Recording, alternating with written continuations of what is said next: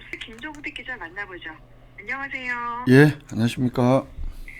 네, 경주시의 대표적인 관광단지인 보문관광단지에 박정희 박근혜 전 대통령의 동상을 건립해서 논란이 되고 있다고요? 예, 그렇습니다. 경주적 진보적 정당 시민사회단체들이 최근에 그 박정희 우상화 사업 반대 경주시민운동본부를 구성을 하고 이 보문관광단지 내의 그 관광역사공원에 만들어진 박정희 전 대통령의 동상 철거를 요구를 했습니다. 이 경주 시민사회단체들은 5.16 군사 쿠데타가 발발한 지 64년째가 되는 지난 5월 16일 날 이 경부문화관광공사 사옥 앞에서 기자회견을 열어서 이 박정희는 4.19 혁명으로 되찾은 민주주의를 군사 쿠데타로 뒤집고 또 유신 독재로 영구 집권을 깼던 독재자라면서 이 보문관광단지를 만든 이유로 만들었다는 이유로 우상화하려는 것은 묵과할 수 없다.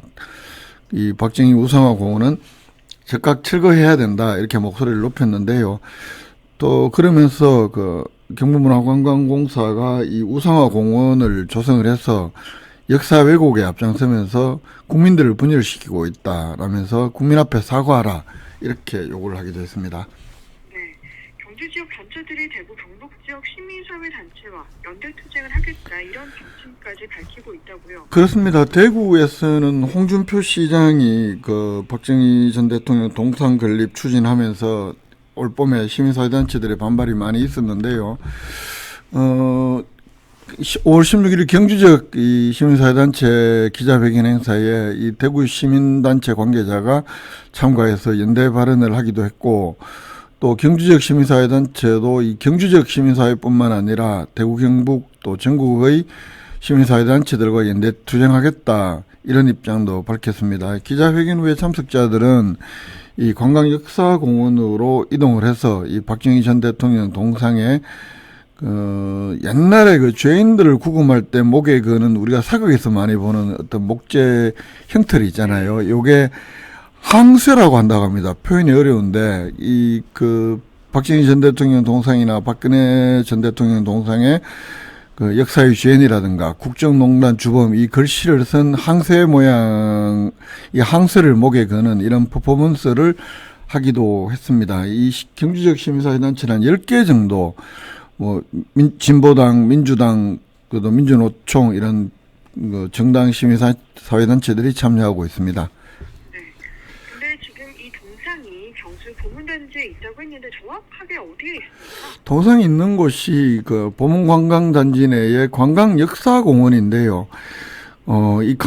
이게 보문관광단지로 올라가는 동공원을 지나서 오르막 끝 지점에 보면 오른쪽으로 콜로세움을 형상한 건물이 있고, 그쪽으로 내려가서 수변공원을 따라서 이 보문 안쪽으로 가다 보면 이 관광역사공원이 새롭게 조성이 되어서 있습니다. 경부문화관광공사는 1979년 4월 달에 이 보문관광단지가 우리나라 첫 관광단지로 지정된 이런 역사적 의의라든가 가치를 알리는 공간으로 조성하겠다라면서 2022년부터 보문관광단지 내 보문호 주변 5,300평방미터 부지에 40억 7천만 원의 예산을 들여서 조성을 했습니다. 당초 50억 원의 돈을 사용하겠다고 계획은 수립을 했으나 현재까지 투입한 예산은 40억 7천만 원이라고 하고, 이 가운데 8개의 동상 실물 크기 동상 제작비로 5억 원을 집행했다 이렇게 밝히고 있습니다. 나머지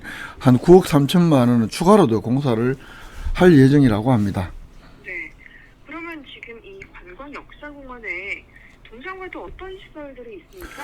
동상만 해도 박근혜 전 대통령이 수행원들과 함께 이렇게 보문관광단지를 시찰하는 모습, 이 동상 실물 크기 동상 5개가 있고, 또 박정희 전 대통령이 박근혜 박지만 씨 어린 시절에 이렇게 앉아서 경주 관광단지를 구상하는 모습을 형상화한 동상 3개, 총 8개의 동상이 서 있는데요.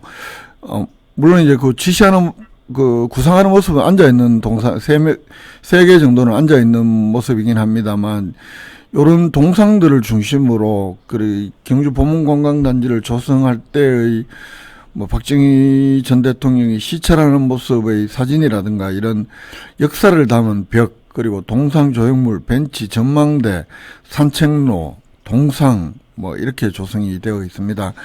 작년 3월 달에 착공을 해서 11월 14일 날 임시로 개장을 하고 12월 5일 날 준공을 했다고 하는데, 묘한 게요, 2022년 10월 25일 날 이른바 착공식, 기공식을 할 때는 이철우 도지사, 준하경 시장 뭐 등등이 참석을 했습니다만, 성대하게 했습니다만 12월 달 준공 기념 행사는 별도로 하지 않았습니다.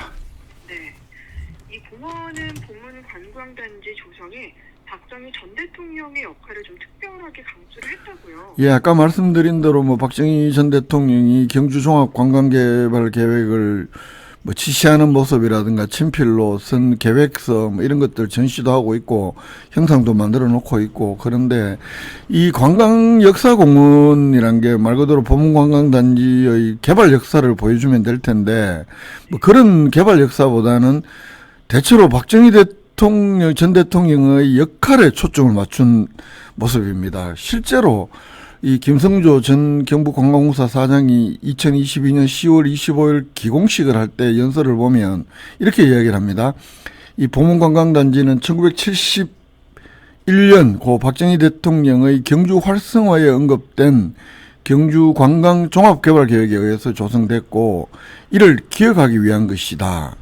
대체로 이제 박정희 전 대통령의 역할에 초점을 맞췄다는 것을 경북관광공사도 사실상 시인을 하고 있는 셈인데, 그러나 우상화라든가 이 철거 요구는 받아들이기 어렵다는 입장입니다.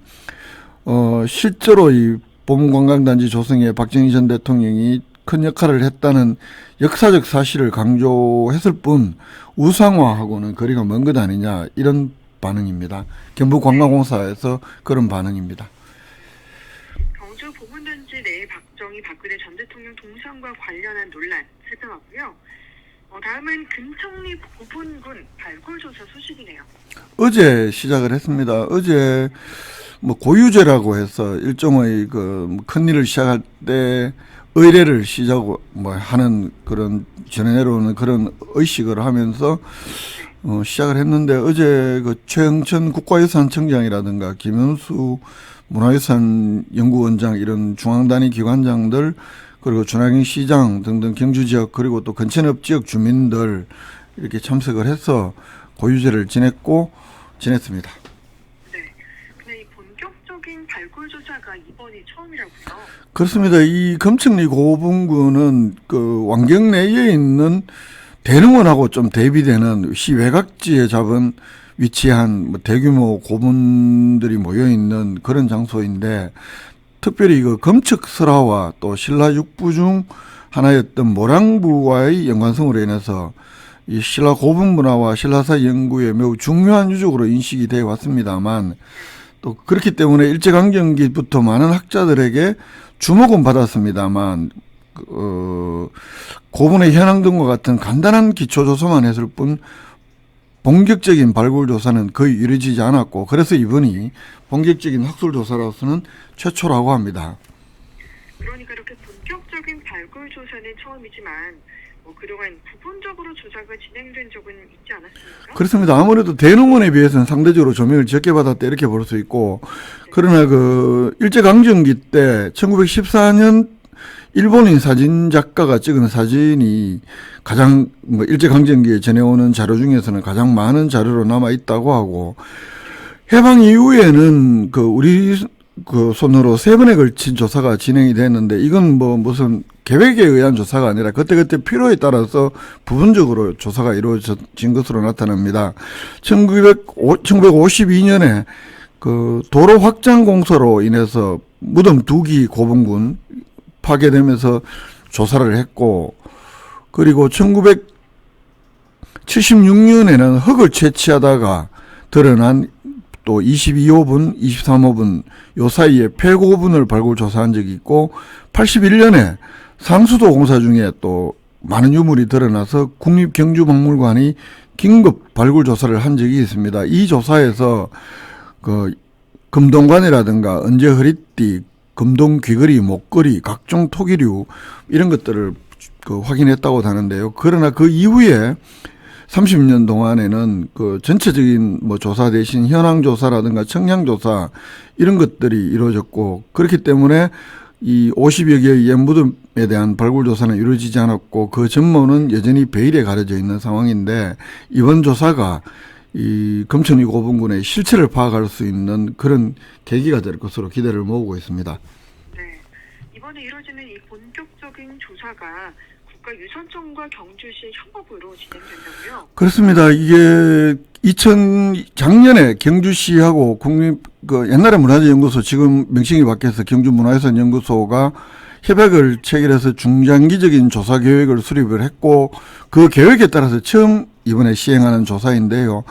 이 전체 면적 한 13만 3천 평방미터에 해당하는 이 금천위 고분군을 총 7개 지구로 나누어서 전체적인 분포를 확인을 하고, 또 현존하는 대형 봉토부는 물론이고 눈으로 확인되지 않은 고분군의 묘역 경계, 또 폐고분의 존재 여부 이런 것들을 전체적으로 파악해서 차후 복원 정비에 활용할 예정이라고 합니다. 신라시대 금천리 고분군의 전체 실상을 파악한다는 것인데, 그래서 이번 조사를 통해서 이 신라왕경 중심부와 주변 고분군의 비교 연구, 그래서 금천리 고분군의 성격을 좀 더 명확하게 밝힐 수 있을 것으로 기대를 모으고 있습니다. 네, 경주 금천리 고분군 발굴 조사 소식까지 살펴봤습니다. 김종대 기자였습니다. 고맙습니다. 예, 고맙습니다.